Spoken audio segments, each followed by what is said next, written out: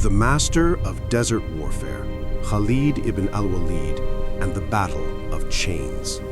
The year is 633 CE. The sweeping sands of Arabia have finally settled, but a new, unprecedented chapter is about to begin. For centuries, the mighty Sassanid Persian Empire had dominated the region, viewing the Arab tribes as nothing more than a fractured nuisance. But they were about to face a unified force commanded by an undefeated military genius. As documented by the eminent military historian A.I. Akram in his exhaustive scholarly biography, The Sword of Allah, Caliph Abu Bakr made a monumental decision to secure the borders of Mesopotamia. He gathered an army of 18,000 entirely volunteer warriors and placed them under the command of his greatest general, Khalid ibn al-Walid. This campaign was historic. It marked the very first time a Muslim army marched to extend its frontiers outside of Arabia, initiating an era of conquests that would reshape the world. Waiting for them was the Persian commander Hormozd, the proud and heavily armed governor of the frontier province. Hormozd expected a straightforward, brutal clash, but Khalid was a grand master of psychological warfare and strategic mobility.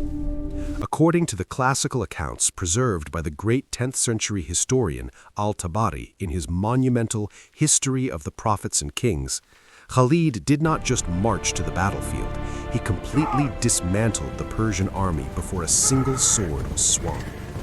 Khalid orchestrated a brilliant, exhausting cat-and-mouse game. He intentionally sent a letter to Hormozd, making the Persian commander expect the Muslim army to arrive at the frontier town of Kazima, located in present-day Kuwait. The heavily armored Persian army marched to Kazima, only to find the desert completely empty.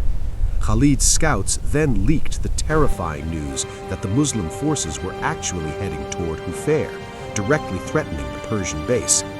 Panicked, Hormozd ordered his heavily burdened troops on a punishing 50-mile march through the blistering desert to Hufair. But Khalid was already one step ahead.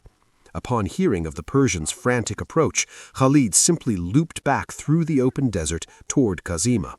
Forced to protect the primary route, the exhausted, sun-baked Sassanid army had to turn around and march all the way back.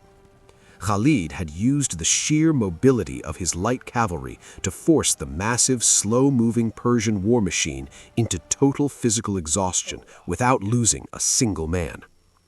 When the two armies finally met at Kazima, Hormozd, realizing his troops were dangerously fatigued, challenged Khalid to a personal duel. But as al-Tabari's historical records reveal, this was a cowardly trap. The Persian commander had secretly ordered his best knights to rush in and assassinate Khalid during the combat. The Persian commander severely underestimated his opponent. Khalid swiftly and decisively struck down Hormozd. When the hidden assassins charged, they were immediately intercepted and killed by Qa'qa ibn Amr al-Tamimi, one of Khalid's elite commanders. The psychological impact was devastating. The Persians had lost their supreme commander before the main battle even commenced. But the defining moment of this clash, and the reason it is forever remembered in history as the Battle of Chains, was a fatal display of Persian arrogance. The disciplined Sassanid infantry, determined to show their extreme ferocity and psychologically intimidate the Arabs, had literally chained themselves together at the ankles in their front ranks. It was a physical vow that no soldier would flee. As the battle raged, the exhausted Persians simply could not hold the line against the relentless Muslim assault. When the Persian flanks began to collapse and their generals finally ordered a retreat, the chains transformed from a symbol of defiance into a catastrophic death trap. While the unchained soldiers fled, the chained infantrymen were anchored to the battlefield, entirely unable to move. Thousands fell where they stood. The very tactic meant to terrify their enemy became their ultimate doom.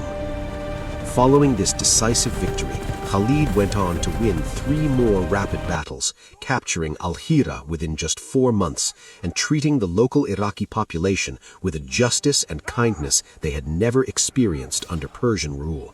they welcomed the Muslims not as conquerors, but as liberators. If you enjoyed this epic deep dive into Islamic civilization and want to see more legendary campaigns, make sure to like this video and subscribe to the channel. I'm Yamo, and I'll see you on the next episode of History Watch.